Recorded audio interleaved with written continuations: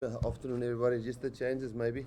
Only new faces really in the team is obviously Andre Esterhuizen, which is just obviously a straight injury to Damian Dalendo, who should be ready next week. But Andre comes in there.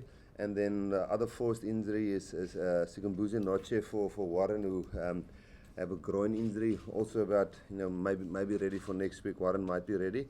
And then other positional changes. Obviously, Jesse played wing. And then when we got an injury to Lukanyu, Jesse went to centre. And Cheslin went to wing. But Cheslin will start at winger now for us there. And then the only positional swap is B straight for Stephen Kitchoff. Then a new faces onto the bench who wasn't there last weekend is Marco. Obviously, with Francois Lowe still in England and Warren being injured now, Marco is moving onto the bench. And then Ambrose is back onto the bench, and then Damian Willems coming on the bench as well. So, yeah, only really two changes. That was positional. The other were mostly forced by because of injuries. Thank you, Rassie. Questions? Rassie, there was some speculation that you might have looked at Damian to start and Marco to start for the experimentation. You obviously decided against it. Can you maybe explain? Yeah, Damian obviously played well. I've seen him play a few full games now and vital games for Western Promise at fullback. And one was in the Currie Cup final, which he obviously did really well. I thought he was solid last weekend, but we weren't always sure if we were going to have Willie back. And with all the changes we have in the team already because of injury, we thought it might be one too many to make a change. And obviously we respect Australia a lot, and hopefully the game flows in a way that we can give him enough game time. But having Willie is obviously a bargain, and he's done really well for us. And with all the changes, we just try to cut it to the minimum. Does a lot change with Noche at 8? What you want to do? I wouldn't say playing style-wise. Definitely, Warren was a very important link in terms of a calling system. He's working really closely with a guy like Sia and Elton and Andre and all the guys. He's a vital cog there. So I think we'll definitely have to put some emphasis on that to make sure the communication stays the same. But in terms of play, I think they're very similar type of players. I think Notch is played at 7, same as Warren. They're those type of players who can roam out wide and they can do the tough stuff as well. Obviously, Warren is more experienced, but I think out of the 4 test matches or 3 test matches, Noche has been involved. I think he's won 3 or 4. So he's definitely a guy that's settled in the environment and playing style. I think is very close to what Warren's bringing to us. Rassie, having a guy like Noche in the loose trio could be perhaps an answer or to counter the likes of Pocock in the other spots. I think he's definitely not a open side type of player. I think he's more a linking type of player. But yeah, he's definitely got the clean out ability and he's really sharp over the ball. But I think that the whole pack, the whole team will have a hard day tomorrow, a tough day on Saturday with Pocock and Hooper there, and even Polata now is really good over the ball. A few of their guys are really good over the ball. So it will be one of Notch's tasks, but so with all 23 players when they're on the field, all of us will have to watch those 3 or 4 stealers they have. Rassie, how close was Vincent Koch to the team, and what are your thoughts in terms of bringing him in at this stage and going forward? Yeah, obviously we're lucky at this stage that we have a good hand of tight heads available. There's 4 or 5 not available that we can look at World Cup wise, and Kuni also started playing now. Thomas really did well for us. He's playing some Currie Cup rugby now, but we just wanted to take some stock. I've never coached him in a Springbok environment. He's never been in an environment while we are trying the things we're doing currently. So he only arrived on Monday, so he still played on Sunday. So to put a guy into the mix who only arrived on a Monday wouldn't be that fair on the rest of the team. Our principle has always been, if you can't train on a Tuesday, you can't play on a Saturday. So if you only come in on a Tuesday, it's pretty tough to understand everything and play. So we'll look at him next week if he settles in and he understands everything. All the other tight heads and props know what we're trying to do and how we're trying to build a squad that he can be competitive next year. So we'll have a look at him next week. What are his attributes that have stood out for you that made you want to get him involved? Oh well, he's one of those modern day props that's does his scrumming job well, but he's really mobile around the park. He's played some big matches. I've coached against him when I was coaching Munster for Saracens. He was that specific game man of the match as well.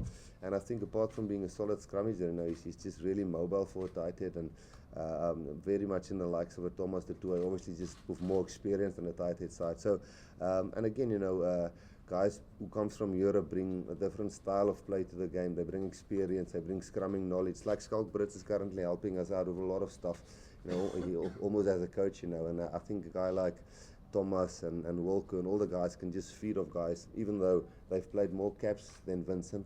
Just the experience he's picked up overseas will help a lot for the team. Coach, NMB Stadium, have you hunting ground for the Boks? You'll make 6 in a row here? Yeah, obviously that's the plan to try and win.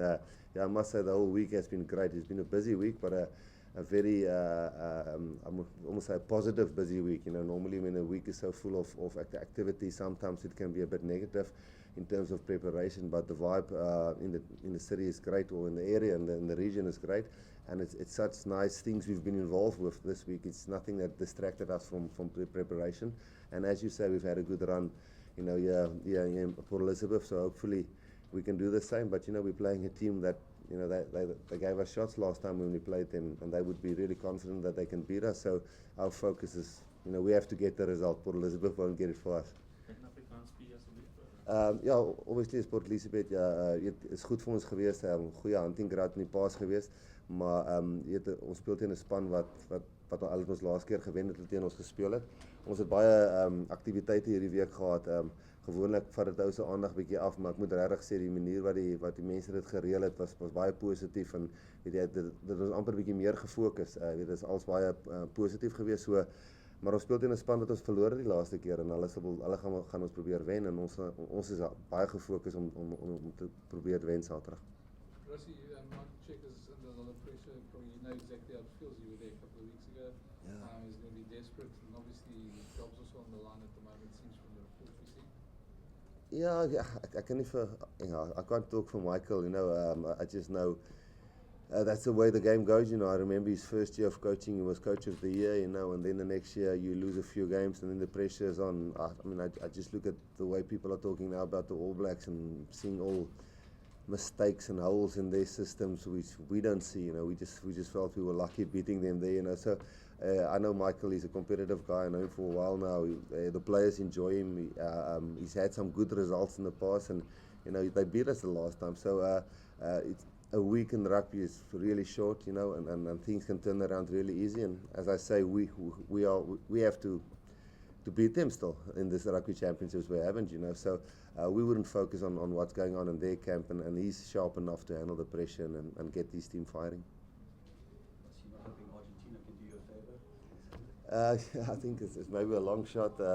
Having played them, though, I must tell you, depending on conditions and field and wind and refereeing decisions, they're a tough team, and they certainly can surprise you on the day. We got, although I thought there were 25 minutes where we really fought back in that game, but at the end of the day they beat us by 13 points or 12 points or something, so they beat us convincingly. So yeah, and then we managed to beat the All Blacks, so I guess it's not that far-fetched, but knowing the All Blacks, I think they'll pitch up and probably give them a hiding, so if it happens, it would be great. If not, I think that we'll all accept that the All Blacks will probably beat them. How important is it to finish this rugby championship on a good note, considering the end of year tour will probably be improved as your first game? Yeah, I think that when we look at the roster or the schedule last year, we said the teams we were playing, it's tough teams. England won or 24 on winning streak, and Wales are ranked third now, and we played England, and then we played the Rugby Championship of Argentina, now really playing well under the new coach. So they haven't been an easy game. We haven't had one game where we can say, this is going to be a walk in the park, like maybe in the previous season somewhere. And the end of year tour is even tougher. So I think if we're going to go week by week and say this game is so important, this game is so important, we're going to keep on saying it till the World Cup final. So for us, if we can grow, then we should get the result tomorrow. If we can grow from last weekend, we should get the result. If we take a step backwards, then it's going to be a tough game, a close game, a losing game probably. So we have to grow every single week. We must be a week better than last week. So getting the result is obviously something we're striving towards. After your success over there in Wellington, you're getting 2 sold-out stadiums for your last Olympics. It's a fantastic feeling.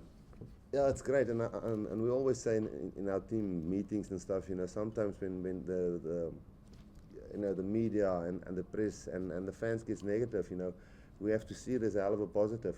I've coached in countries where you just don't get that pressure, you just don't get that media, you don't get that people getting disappointed, and I think that's when you're in trouble, when people stop being disappointed when you're not doing well. I mean, that's why because people care, and you see again now, we're getting one result, people are selling out the stadiums, and we're privileged to play in a country where people get upset when you lose. They don't just forget about you, and they still want you to win, and then if you win, they come back to the stadium. So it's great to see that, but it's also a hell of a responsibility for us to perform now and repay them. Coach, just in Afrikaans, the question that I was posed earlier on by Tamwa, but just starting at number 8, what are your expectations? Ja, Motsie ken ek al baie lank en selfs ook by Munster was dit ek en hy baie kontak gehad met mekaar. Ek ken hom al van 'n hele paar jaar en ek weet wat sy skill set is. Hy bring baie selle as Warren. Obviously was hy betrokke in die Engelandse toetsreeks en ons het goed gedoen daar met hom wat hy elke keer opgekom het vir 'n ruk. Warren is ek dink leierskap is Warren obviously en experience is Warren voor hom, maar ek dink talentgewys en potensiaal en die way wat hy speel, altyd in die 7's environment al 'n rukkie gespeel. Hulle albei het baie goeie voorgevoel vir die game. Ek dink hy is baie goed oor die breakdown vir ou wat agste man speel. So ek dink ons gaan baie verloor in terme van spel nie. In leierskap definitief. Ek dink ou soos Warren link lekker goed op saam met Sia en die res van die ouens in die span, maar ek dink Notsie dis 'n uitstekende geleentheid vir ou soos hy in sy eie streek, jy weet, om 'n kans te hê. So ek's baie opgewonde vir hom. Rassie, looking perhaps at your longer term plans, how much will a player like Kanye be missed, and how much has he impressed you in what you've seen so far? Yeah, I think in terms of building experience and a guy like that in different situations, it would have been lovely to have Lukanye to play against the All Blacks and feel what it feels like to feel that pressure there. The same with Sabu, and there's a lot of guys that we're thinking of taking to the World Cup, and the more caps we can put on the guys. So I think in that regard, it's bad, or it's sad that he can't be involved. But then on the other hand, getting more caps under Jesse and Jesse getting more experience, and because there's a different pressure this week than last week. And last week nobody gave us a chance. This week everybody expects us to beat Australia, who beat us last time. So sometimes you lose by not having a guy here, but then somebody else grow. So Lukanye has really impressed us with his defense, his attack. He's always been available up until 2 weeks ago. So he's a steady player and he's always there. And he's definitely a nice physical 13, which is somebody which will need at a World Cup. Rassie, Nathan? Israel Verlaag is op 14 gekies deur die Wallabies. Is dit 'n verrassende skryf vir jou? Ek het nie laas week ook 14 gespeel nie. Ja, hulle gebruik hom of hy 14 of 15 speel. Hulle gebruik hom baie keer sommer op binne senter, jy weet, van 'n lyn staan of so. Ek dink obviously sal hulle hom gebruik daar waar hy baie goed in die lug is en op 14 obviously chase ou baie box kicks, so dis dalk 'n taktiek van hulle. Maar overall jy kan gaan kyk by lynstaande staan hulle loskakel staan voor in die trams, jy weet, so hulle mix hulle agterlyn heeltemal op verskillende bewegings. Die nommer op die rug maak eintlik vir hulle 'n verskil. So ek dink hulle sal hom anders inspan nie, maar hy's op die veld en dan is hy altyd gevaarlik, jy weet. So dit gaan 'n moeilike een wees onder beheer te hou. Kevin? Rassie, sorry, I haven't read the whole press release so much, so maybe it's in there. No problem. Just Sabu, Corsi. Yeah. You mentioned him now. Is he just not quite ready yet? He's just played one game, Gav. I guess if he was a Eben Etzebeth, he was a 60 test capper, and he was out for 11 months. You put a guy in, he can handle it. He can handle the occasion, the situation. We know he's definitely, Sabu is one of the guys we want to take to the World Cup and want to get caps under his belt. But only playing one game is not enough for him. And with the wingers doing currently pretty well, it would have been stupid. So, and he hasn't trained with us now for 6, 7, or 9 weeks. So he's only been with us for a week. So let's have a look at our wingers this weekend, and next week we'll have a look at him. So you will look next week then? We'll have a look at him definitely next week. Yeah. Not releasing the guys for Curry Cup. Yeah, we are releasing the guys for Curry Cup. It was just we wanted to get some more eyes on him a little bit longer, and the only guy that will play Curry Cup is Ruan this weekend for Province. So Rassie, just two quick comments. You mentioned the World Cup a few times. Is it in your mind a lot about the team preparing? And secondly, Jerome Garcia, don't have a great record against him. Just some comments about the ref that's selected. Well, the World Cup, first of all, I think from now, if I sit here or whoever sits here and talk about coaching the Springbok team, one should have the World Cup in the back of your head. And because I think all teams do it currently. I think Australia, New Zealand, I think the team New Zealand sent to Argentina now, and the way they're resting Keenan and Reid, and the previous team they played against Argentina, everybody shows you they're currently building depth and experience to go and try and win the World Cup next year. So I think that will always come up. No matter which international team you talk to currently. So yes, that's always in the back of our heads. And the referee, of my experience from him coaching in Europe has only been positive. I haven't been involved where I've coached where there was a problem, and so I don't. We're playing at home, we're playing in front of a passionate crowd who knows the game, So we've got no trouble with the referee. Rassie, just quickly, on his captaincy, do you think after his performances in the Rugby Championship that he's proved himself to he's the man to take us to the World Cup? He's definitely got the potential, and I think in the June series there was a lot of heat in terms of emotional on him. I wouldn't say heat, that's the wrong word. A lot of tough things he had to handle because it was the big scene made about it, and I think his game almost suffered a little bit. But now he's pulled his game up and he's playing really well. I don't know if people really, of all people, always say how well he's playing. He's great over the ball. He's actually good in the breakdown. He's really carrying well. His defensive stats is up there. He's doing well in the mauls. He's really becoming an all-rounder. So, if we keep on growing like we're growing now, he's definitely going to be one of the options. But I wouldn't want to make that call right now. 2 weeks ago, I was under the pump, and I might make that call, and I'm not even here, So let's take it week by week, and when we hit next year and the ground running and we go into those rugby championships, I think by then we should know, listen, this is our captain, but hell, he's a strong contender